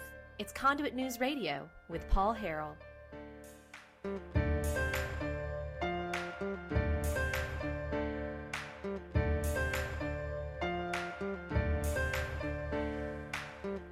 All right, welcome back. Merry Christmas, ladies and gentlemen. I want to introduce you to a man by the name of Jim Hester. Jim is the author of a book called Two Tribes. I've got the Amazon link here pulled up. Two Tribes, Rebuilding Team America in a Post-Truth World. Jim, welcome to Conduit News Radio. How are you this morning? I'm very good. Thank you for having me. Now, is it, we were looking at the area code. You live over in the West Coast, right? So is it 5:30 where you are right now? It is, yes. Well, thank you for getting up so early for us. We really appreciate it. No problem. So tell us a little bit about your book. What's it about? Why did you write it? Well, it's an examination of the partisanship in our country that's dividing and harming our nation. I have 4 children. I'm concerned about their future. There's always been partisanship in the United States, going back to the days of Jefferson and Hamilton, and there always will be, because people look at the world differently and people have different philosophies. But we have to remember we're on the same team, and the partisanship that has always existed has in recent years become tribalistic. And what I mean by that is that we tend to view the other tribe as being the enemy, and our own tribe, we're blind to our own flaws. But we have to remember we're on the same team. So I've used a football analogy in this book. I've looked at a lot of issues confronting America and tried to analyze it from the perspective of the team. You may not agree with all the viewpoints of your teammates, but nonetheless, for the sake of your own team and its success, you have to work together and try to solve common problems. So I wrote this book hoping to make a better world for my kids' future. Well, and I certainly think most people out there would definitely agree with that sentiment. What would you say to those that say right now, though, we can't seem to agree on what the goals are? Do you think that's why we're not a team, because we have different goals? Well, that's part of it, but we have to focus on what we do agree on, and we have to stop the name-calling and the insults and the belligerent and hostile attacks on each other. The fact that you may not agree with the person on the other side of the aisle doesn't mean they're your enemy. So let's treat each other with civility. I'm an attorney by trade, and I argue cases against my opponents, but I don't destroy them personally. I don't demonize them. And I think the same can be applied to our political leaders. There's no need to demonize everybody on the other side. So we have to figure out what we do agree on. There are things that the majority of Americans do agree on. Let's focus on that, and the other things will fall into place. Well, so let me start by just saying, okay, I'm a talk radio host. I'm very conservative. I mean, I'm firmly implanted on the right. So let me just admit that right away. I'm sure you already knew that. But one of the things that I've noticed is, and yeah, this is a criticism of the left, I want to have, healthy debates. I want to have respectful debates with those who are on the other side. I'm not saying that I've never called someone a name. I know I have, and sometimes I felt bad about it. But it seems right now when we have these debates with the other side, or when I have them, the left seems to be coming at the argument as if they are already a morally superior person to me because they already know kind of what my views are on whatever the specific subject is. And it's really hard to have a free, open exchange ideas. I don't presume to think that about the left, that I am morally superior. I mean, I understand the issues that we're talking about are complicated and people have different views on them. So do you see that? Do you see that also in the way people are arguing with one another? Well, yes, but the funny thing is that the folks on the left see the right in the same vein, in the same way. And the people on the right see the left in the same way as well. And it's easy to just say the other side's at fault and my side is right and perfect and never wrong. And that's one of the things that bothers me, is that people don't seem to be able to criticize their own leaders nowadays. They don't seem to be able to take off their blinders. Everything their tribal leader says and does is right, and they won't speak up when they disagree. And so I have a quest to find the truth. And I don't care if my leader is the leader of my party or not. I will speak the truth. And that's the problem. Many people are just blinded by their hatred for the other side, that they overlook the flaws in their own arguments. So part of the problem is to let's first remember that we're on the same team and try to work out solutions that will solve the problems we're facing. We have a $21 trillion debt that's going to grow in the coming years to $28 trillion in just a couple of years, and that's going to detrimentally affect my children and my grandchildren, and nobody's doing anything about it because they just fight with each other all the time and blame the other side. Well, nobody cares about the debt anymore, Jim. I know that. They don't. I mean, and they should. Yeah, I mean, we should talk about it all the time, but nobody cares. I mean, they think, well, we spent $21 trillion, nothing bad's happened, so we might as well spend $40. Well, that's a very it's a very damaging. I mean, I know, but I do think that. I mean, where are the consequences for doing this? I mean, I think they'll happen someday. But because they haven't happened, people just don't have any motivation to change the behavior in the spending. And so, I mean, I certainly agree with you there. I mean, we've been hearing about a coming complete economic collapse for a long time, and I know Republicans, they talked about it a lot. I talked about it a lot, but no one really talks about it now. I'll admit that. Well, to me, it's a moral issue because it's affecting my children, my grandchildren, and it may not affect you. It may not affect me. Maybe we'll escape, but it will come to roost one day, and our children will pay the price. Mm-hmm. Well, so let's talk about some of the solutions. Okay, you say we need to try to solve the problems we can solve. Well, okay, criminal justice reform. I mean, this is something that they're working on right now. It appears to be bipartisan. Not everybody on the right is happy about it, but it looks like it's going to pass right now. So, hey, that's a positive sign. It is. Infrastructure is something they can work on together as well. And these are things that should have been addressed some time ago. Mm-hmm. And so there are no magic solutions. There are no easy answers. I don't claim to have a magic wand that I can wave and fix all the problems in our country. But I've asked 5 questions in my book that I think are worthy of asking. And the first is, when a legislator issues a policy or makes a policy or makes a new law, we should ask ourselves, is it good for the majority of Americans? Not just for a few, but for a majority. Second, I ask, is it true? The reason why the subtitle in this book is called Rebuilding Team America in a Post-Truth World is that post-truth has seemed to come into vogue because people are basing their decisions and their thoughts on their feelings and not on objective truth. And so the key question is it true? A third question I ask is it good for our kids? Sometimes policies or decisions are good for me, but they're not good for my kids. For example, during the Iraq War, we issued a tax cut. That was good for me. I got money in my pocket. I was happy. But unfortunately, our children and grandchildren have to pay for the deficits that those tax cuts created. And fourth and fifth, I asked would two key persons in history support these decisions, and I pointed to Abraham Lincoln and Jesus. Would Abraham Lincoln concur, and would Jesus approve? And whether you're a Christian or not, I believe that the teachings of Jesus are something we should all emulate. And so those are the context of this. Go ahead, keep going. I'm sorry. In the context of those 5 questions, I think we can address many of the issues in our country. I try to focus on the fact that we're on the same team. I try to focus on the fact that we're all Americans. I try to emphasize country over party. And yes, I know people have strong values and strong beliefs and strong differences of philosophy and opinions, but at the end of the day, destroying each other is not going to solve our problems. It's not going to help our children. And we need to stop the insults, stop the name calling, and solve our problems. At what point, though? I mean, you say we need to do, I don't see that agreement, I guess, I know none of us have all the answers. I guess at what point is it acceptable for Americans to pick the lesser of two evils? And I've come to realize that seems to be what's going on. I mean, for example, if the other side, Jim, we're talking with author Jim Hester.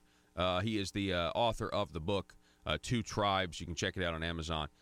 If the other side wants to pursue policies that historically have resulted in the deaths of millions, so if the other side wants to pursue policies that essentially their end game is, hey, we think we should take all of private people's money, put it into one big pot, and divide it up equally, i.e. socialism or whatever you want to call it, can you understand why some people are going to go with whatever the alternative to that is, because they know that that's wrong? And I think that's why a lot of Americans, when they were given the choice between Donald Trump and Hillary Clinton, I think they went with Hillary Clinton. I'm sorry, that's why they went with Donald Trump instead of Hillary. I mean, do you understand that or disagree with me? Well, I'm not advocating socialism by any means. No, I didn't mean to attribute that to you. That's not what I'm saying. I'm just saying, I think when I asked earlier about the goals, what are our goals? We don't agree on what the goals are. If one side is wanting to drastically change society, and I think there's a lot of evidence to suggest that. Well, I'm not sure I totally agree with that. There are certainly segments of society that want to do that on both the left and the right. But the majority of people in the middle, I don't think, approve of that. And so I don't think a socialistic president will ever be elected because the majority of Americans will not support that. So there are some people on the left that advocate these things that will not get elected president because they don't have national support. And so let's try to focus on the 60% in the middle, or the issues we can agree on first. And I realize we won't solve all the problems, and we won't come to agreement on all issues. But we can accomplish a number of things by focusing on the middle, focusing on the things we agree on, focusing on the common ground, and not letting the extremists on both the left and the right dominate the scene. Okay. All right. I think that's actually really, really good. So, and I don't mean to put you on the spot, but if I had to pick an issue for the left to completely abandon, to quit focusing on the fringe, it would be the pronoun wars. I'm talking about completely dismissing this section of their party and not being worried about using proper pronouns, compelled speech. This what I think is like a new class Marxism, us against them mentality. And I will admit I'm in a conservative Republican bubble, so I don't know what we should get rid of on the right. Do you have a suggestion? Well, I'm not focusing on what to get rid of. I'm focusing on what to focus on, focusing on what to emphasize. And there are issues that we can agree on. We need to agree that there's a need for health care in this country. Whether you agree on the details, that's another story, but there needs to be health care in this country that works. There needs to be a strong military. I'm a former military officer. I served my country proudly. I served with the Green Berets. I served in Europe. Thanks for your service. and I believe that we have to have a strong military because there are enemies. It's a dangerous world. So we can agree on the fact we need a strong military. We can agree on the fact that we have a $21 trillion debt that needs to be solved. Yeah. We have a crumbling infrastructure system. So let's focus on these issues that we can agree on. And some of the other issues may never be solved. But the problem is, with our current system, it just goes back and forth every 4 years. An administration comes in, tries to obliterate everything from the previous administration, and then when that party loses power, it just starts all over again and goes back the other way. So history has a cycle. It moves in cycles of 20 to 30 years, conservative, liberal, conservative, liberal. And lately it's been accelerating and going back and forth like so fast it makes your neck snap. So my emphasis is let's try to focus on long-term solutions instead of this crazy back and forth every 4 years.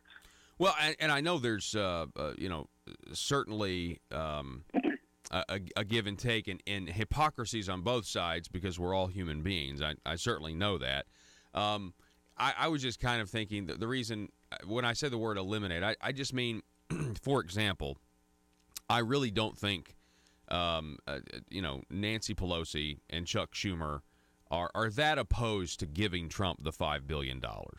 I really don't, but I know that their base, the $5 billion for the wall to build the walls in the sections that they think it would be effective. I just think it's their base, though, that's so anti-Trump that doesn't really want to even begin to solve the problem.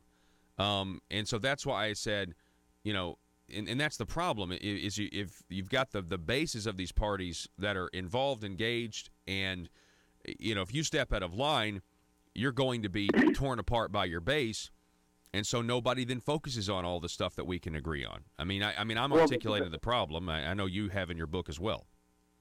That's exactly right. The base, the focus of the policy in this nation is based on the base. It's everything is driven by the base of each party, and that I think is destructive. It's counterproductive. It's short-sightedness, and it's just going to create a back and forth environment that's never going to solve our problem. Well, I'm not sure. I don't know what's going to take to get it to change.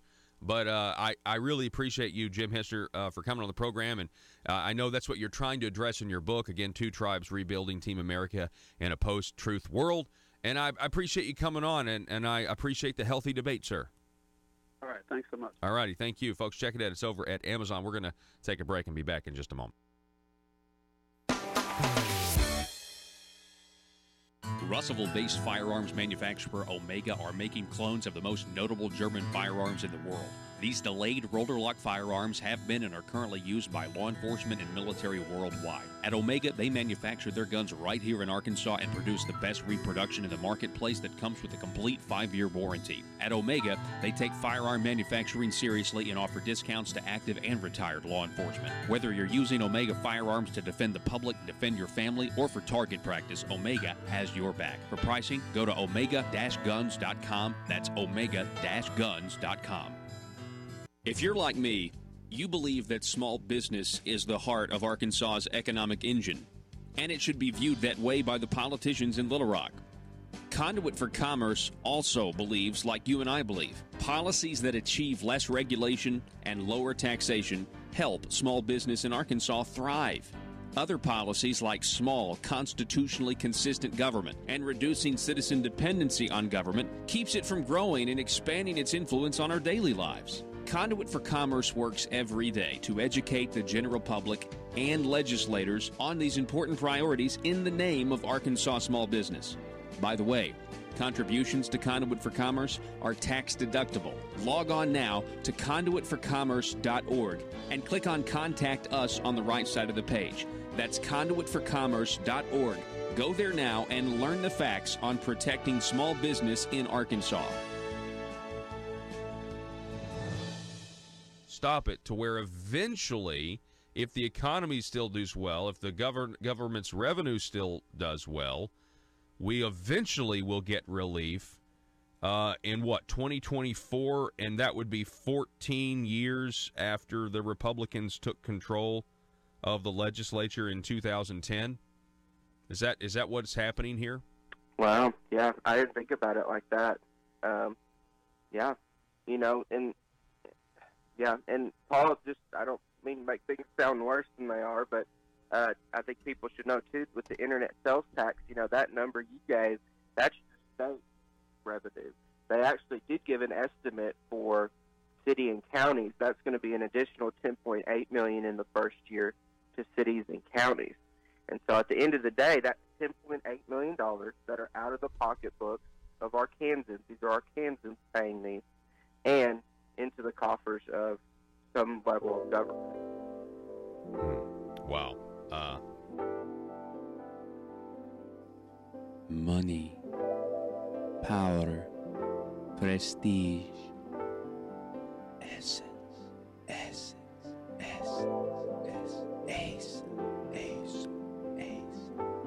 available now from aristocrats serving Arkansas. From the Nata Rhino collection, the fragrance of backroom deals, nepotism,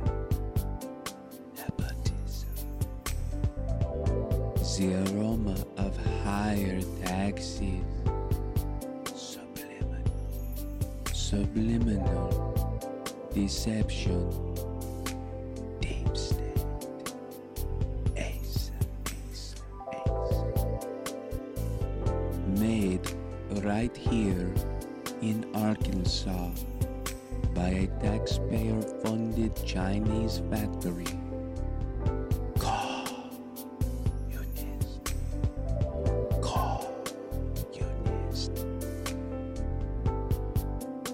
Every bottle carefully crafted for you. Gender neutral. Nothing says aristocrat like Essence of Bureaucrat. Essence of Bureaucrat by Asa. Available now in the Marble Palace gift shop. Paul Harrell parody.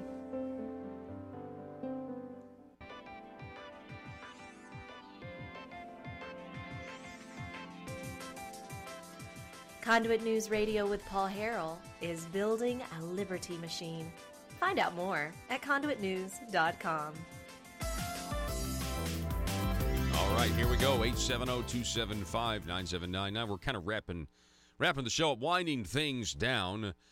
Here we have good news. The Arkansas Attorney General Leslie Rutledge has intervened to try to stop the shutdown of 2 coal plants here in the state of Arkansas. Conduit News reports that after the Entergy and environmental groups agreed, or after Entergy, rather, and environmental groups agreed to shut down 2 of the oldest coal plants in Arkansas, Attorney General Leslie Rutledge has asked the Arkansas Public Service Commission to review the agreement and the court to intervene.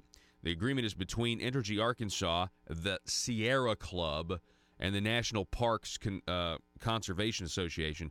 The plants are located near Redfield and Batesville. Rutledge has made the argument that the shutdown could affect rates and services for Arkansans.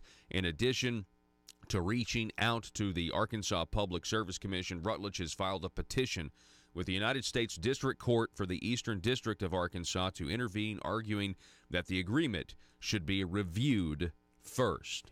That is very good news, especially anything with the Sierra Club's name attached to it essentially means that George Soros is attached to it, and you need to run for the hills.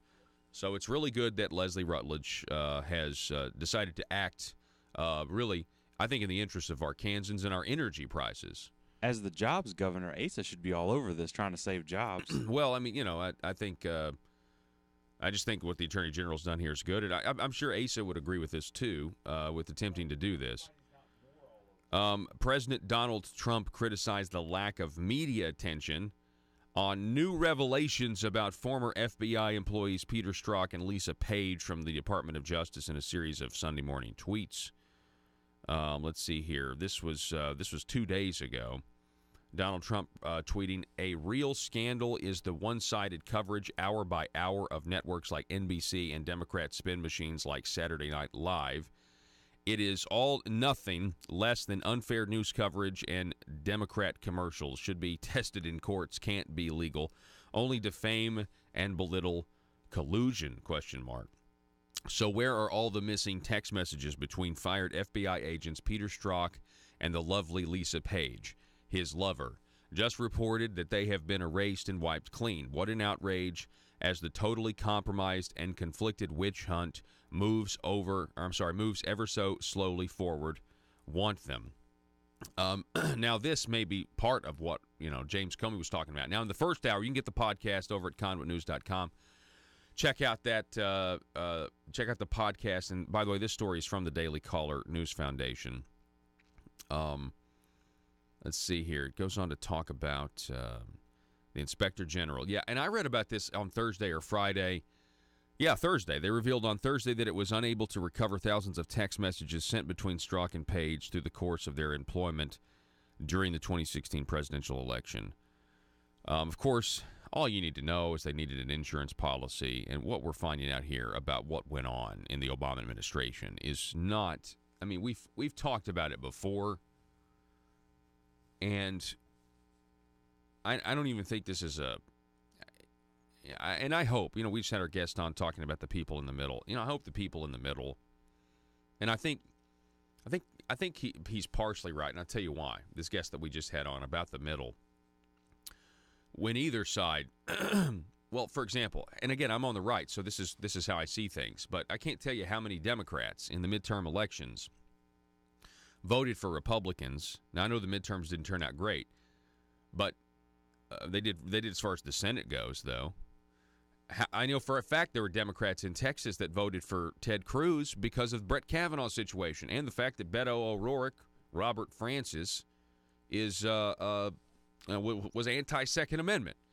So the point being, I think, anytime the left is, acts out the way they do in such an extreme way, where the media isn't able to, when the media is actually promoting their insanity, then the average person gets it and rejects it, right?